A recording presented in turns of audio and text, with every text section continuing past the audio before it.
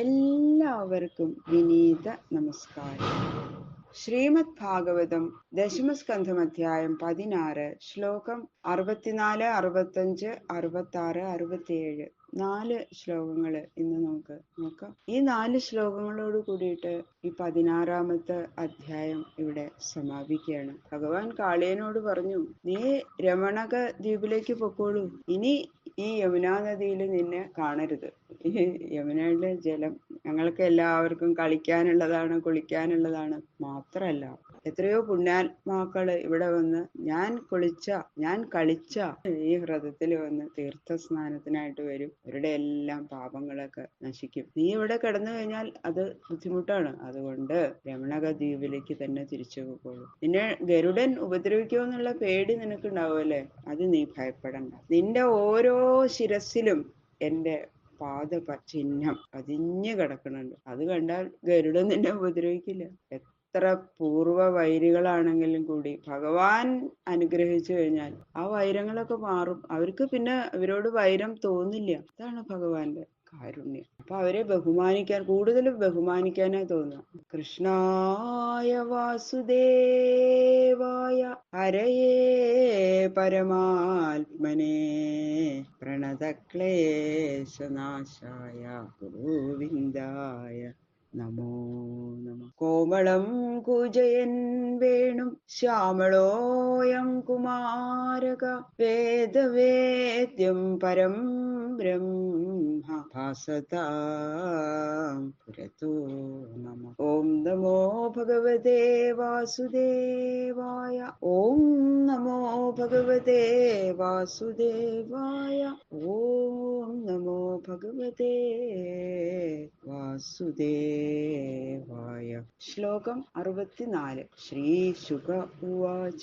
ഏവമുക്തോ ഭഗവതാ കൃഷ്ണേന അത്ഭുതകർമ്മണാ തം പൂജയാമാസ മുദാ നാഗപത്ന്യശ്ച സാദരം. എല്ലാവർക്കും തോന്നും ഞങ്ങളെ നിഗ്രഹിക്കുകയാണ് ചെയ്തത് ഭഗവാൻ. പക്ഷേ ബ്രഹ്മാദികൾക്കു കൂടി ദുർലഭമായിരിക്കുന്ന ആ ഭഗവത് പാദപത്മം അവരിൽ സമർപ്പിക്കുകയും ആ ഭഗവത് പാദപത്മം അവരിൽ അർപ്പിക്കുകയും ഗരുഡനിൽ നിന്നുള്ള ആ ഭയത്തെ തീർക്കുകയും ചെയ്ത് അനുഗ്രഹിക്കുകയല്ലേ ചെയ്തിരിക്കുന്നത് ശരിക്കും ഭഗവാൻ. കാളിയനെ അങ്ങനെ ചവിട്ടി ഉപദ്രവിച്ചു എന്നല്ലേ തോന്നുക ബാക്കിയുള്ളവർക്ക്. പക്ഷെ അതല്ല ചെയ്തിരിക്കുന്നത്. ശരിക്കും പറഞ്ഞാൽ അനുഗ്രഹമാണ് കാളിയൻ കിട്ടിയത്. ഞങ്ങൾക്ക് കിട്ടിയതെന്ന് അവര് പറഞ്ഞൂല. അത് ശ്രീ ശിവബ്രഹ്മർഷി അതാണ് പറയണത്. അവരെ അനുഗ്രഹിക്കുകയാണ് ചെയ്തിരിക്കുന്നത് കാളിയനെ, ആ പത്നിമാരെ. ഭഗവാൻ എന്തൊരു കാരുണ്യം! ഇങ്ങനെ ഭഗവാൻ പ്രവർത്തിച്ചത് കാരുണ്യ അധികം നിമിത്തമല്ലേ എന്ന്. അവര് സർപ്പങ്ങള് താമസ സ്വഭാവക്കാരാണ്. അവര് ജാത്യാ തന്നെ താമസന്മാരാണ്.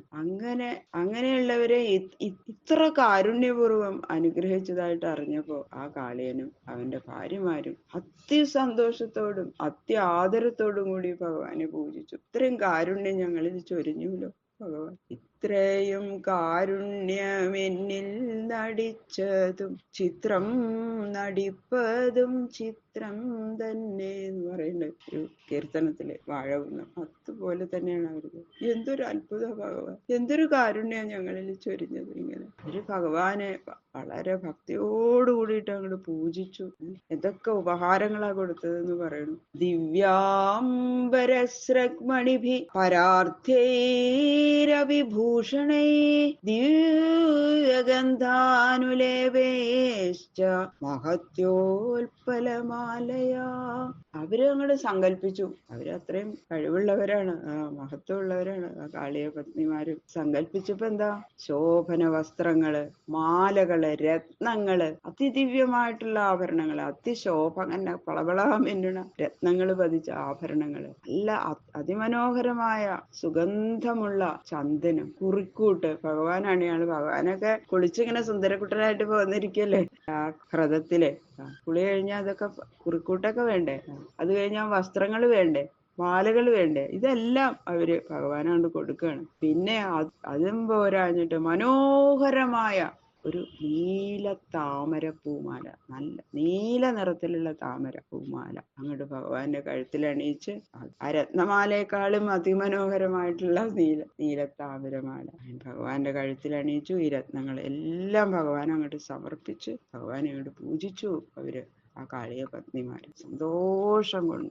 പൂജയിത്വാ ജഗന്നാഥം പ്രസാദ്യ ഗരുഡധ്വജം തത പ്രീതോപ്യനുജ്ഞാത പരിക്രമ്യാഭിവന്ദ്യതം സകളത്ര സുഹൃൽപുത്രോ ദ്വീപമധ്യേ ജഗാമഹ. സർവലോകനാഥനും ഗരുഡവാഹനനുമായ ഭഗവാനെ പൂജിച്ച് സന്തോഷിപ്പിച്ചപ്പോ കാളിയൻ കൃതാർത്ഥനായി. ഇത്രയും ചെയ്യാൻ സാധിച്ചല്ലോ. ആ നാഗപത്നിമാര് ഇതൊക്കെയാണ് കൊടുത്തു. വളരെ സന്തോഷായി. അവരും ഇതിൽ പങ്കെടുത്തല്ലോ. കാളിയന് വളരെ സന്തോഷായി. ഭഗവാനെ ഇത്രയും മനോഹരമായിട്ട് പൂജിക്കാൻ സാധിച്ചല്ലോ. എന്നിട്ട് ആ ഭഗവാൻ കാളിയനോട് പറഞ്ഞു, എന്നാ കാളിയാ ശരി പൊക്കോളൂ. അങ്ങനെ കാളിയൻ ഭഗവാന്, പത്നിമാരും കാളിയനും ഭഗവാനെ പ്രദക്ഷിണം ചെയ്ത് നമസ്കരിച്ച് ആ ഭാര്യാപുത്ര ബാന്ധ എല്ലാവരോടും കൂടിയിട്ട് സമുദ്രമധ്യത്തിലുള്ള ആ രമണക ദ്വീപിലേക്ക് കാളിയൻ അങ്ങോട്ട് പോയി.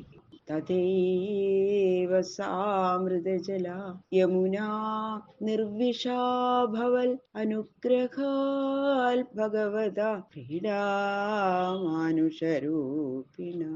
മനുഷ്യലോകത്തെ അനുഗ്രഹിക്കാനായി അവതരിച്ചിരിക്കുന്ന ആ ഭഗവാന്റെ അനുഗ്രഹ വിശേഷത്താൽ അപ്പൊ തന്നെ ആ യമുനയിലെ ജലം വിഷസംബന്ധമില്ലാത്തത് അങ്ങോട്ട് മാറി. അമൃതം പോലെ അതിസ്വാദുള്ളതുമായിട്ട് അങ്ങോട്ട് മാറി എന്നാ പറയുന്നത്. അപ്പൊ തന്നെ ഭഗവാൻ അങ്ങോട്ട് സങ്കല്പിച്ചു, അത്രേ വേണ്ടു. അമൃതാത്മകനായ ഭഗവാന്റെ സങ്കല്പം യമുനയെ അമൃതമയിയാക്കി മാറ്റി. ആ അമൃതസ്വരൂപനായ ഭഗവാന്റെ കാരുണ്യലീല അല്ലേ, ശരി, അത്ഭുത ലീല, അത്ഭുത ബാലകന്റെ അത്ഭുത ലീലകൾ ഇങ്ങനെ കൊണ്ടിരിക്കുന്നു. ഇത് ശ്രീമൽ ഭാഗവതേ മഹാപുരാണേ പാരമഹംസ്യാം സംഹിതായാം ദശമസ്കന്ധേ പൂർവാർദ്ധേ കാളിയമർദ്ദനം നാമ ഷോഡശോധ്യായ.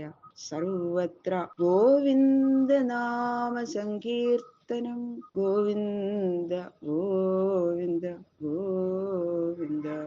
ഈ 16-ാമത്തെ അധ്യായം ശ്രീ ഗുരുവായൂരപ്പന്റെ ശ്രീപാദങ്ങളിൽ സമർപ്പിക്കുന്നു. കായേന വാച മനസേന്ദ്രിയേർവാ ബുദ്ധ്യാത്മനാ വാ പ്രകൃതേ സ്വഭാവാൽ കരോമി യത് സകലം പരസ്മൈ നാരായണായേതി സമർപ്പയാമി. സർവം ശ്രീകൃഷ്ണാർപ്പണമസ്തു.